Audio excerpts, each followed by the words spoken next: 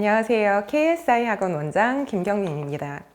오늘은 중상위권 학생들이 희망하는 나는 인서울이 나의 목표이다. 자, 이럴 때 어떻게 입시 전략을 짜야 되는지 이 부분에 대해서 좀 고민해 보도록 하겠습니다.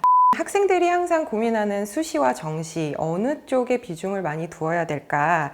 이 부분에서 고민 많이 하시는데요. 계속해서 정시의 비율이 늘어나고 있습니다. 이건 사실이에요. 그런데 문제는 코로나로 인해서 재수생 비율이 굉장히 많아지고 있습니다. 그리고 정시는 재수생이 유리할 수밖에 없어요. 왜냐하면 정시라는 건 별다른 입시 전략이라는 게 없습니다. 시험 잘 보고 등급이 잘 나오면 그 순서대로 내가 원하는 대학에 원서 쓰고 합격하게 되는 거죠. 자, 그러면 수시는 좀 다른가? 다르죠. 왜냐하면 일단 재학생의 특권입니다.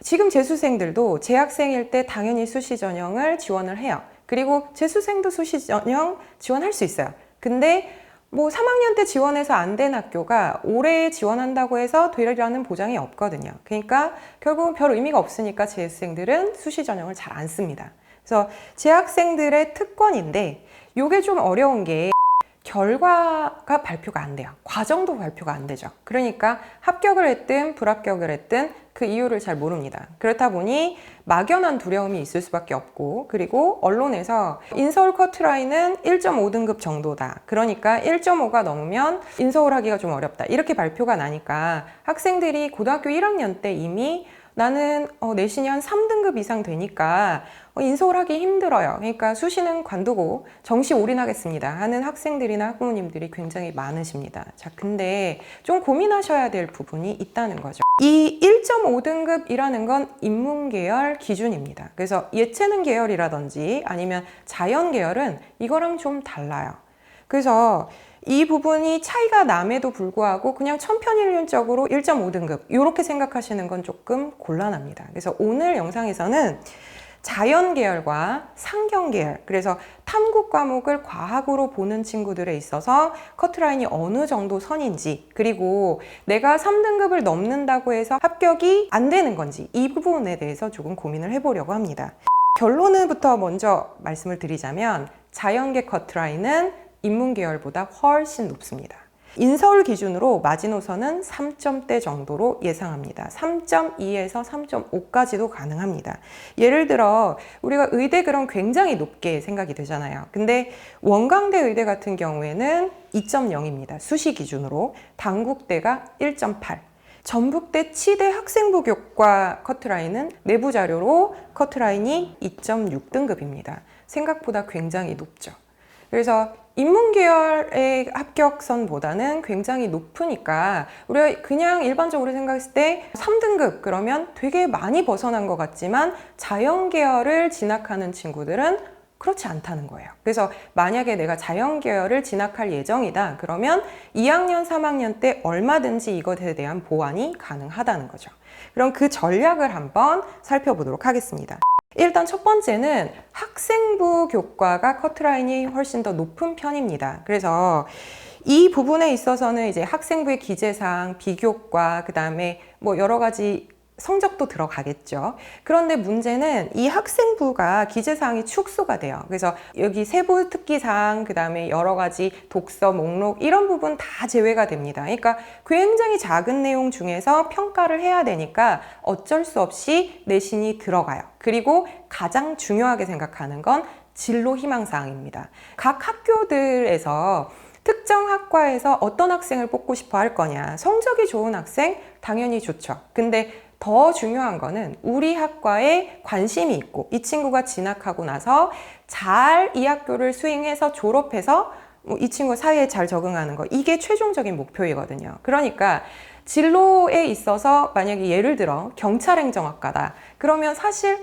경찰이 되고자 하는 친구들이 이렇게 많지가 않거든요. 그래서 기재사항에 나는 경찰이 희망사항이고 뭐 가고 싶은 거도 뭐 경찰 행정학과이고 이게 기재가 되어 있으면 그 학과에서는 당연히 선호할 수밖에 없어요. 그래서 진로 희망사항 이거를 연계성 있게 잘 작성을 해야 될 것, 이게 중요하고요. 그 다음 두 번째는 교과 성적. 학생부를 어렵게 좀 생각하시는데 학생부 종합전형에서 과거에는 좀 복잡했어요. 왜냐하면 여러 가지 교내 활동이라든지 동아리 활동 관리해야 될 게 되게 많았어요. 근데 지금 아예 학교에서 그런 걸 운영을 못 하거든요. 그러니까 학생부 교과와 학생부 종합전형이 그 경계가 조금 모호해진 상황이에요. 그래서 내신이 조금 더 낮아질 것이다 라는 거죠. 그러니까 섣불리 포기하지 말고 내가 3등급이어도 조금씩이라도 더 올려서 내가 진로 희망사항과 연계해서 적당한 학과를 잘 공략해서 진학한다면 충분히 가능성이 있다라는 겁니다. 그 다음에 두 번째는 2학년 때까지 내신이 어느 정도 형성이 됐는데 커트라인에 간당간당 하는 경우가 있어요. 그런 경우에 3학년 과정을 잘 이용하시는 것도 중요한 팁입니다. 3학년 1학기 과정에는 이런 정보를 모르는 친구들은 섣불리 포기를 해요. 이미 2학년 때까지 내 성적이 안 되는 것 같아. 그러면 3학년 때 버리고 수능만 막 열심히 하는 거예요. 그렇다 보니까 3학년 1학기는 굉장히 내신 따기가 2학년에 비해서는 수월해져 버립니다. 포기하는 애들이 많거든요. 그럼 조금만 노력을 가해도 조금 성적이 좋아질 가능성이 있다는 거죠.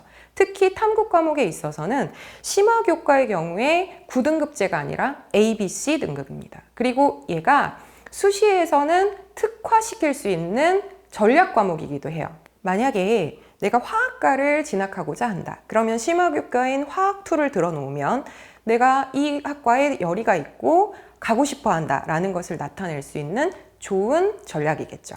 그래서 이런 부분을 수강을 하시기를 추천드립니다.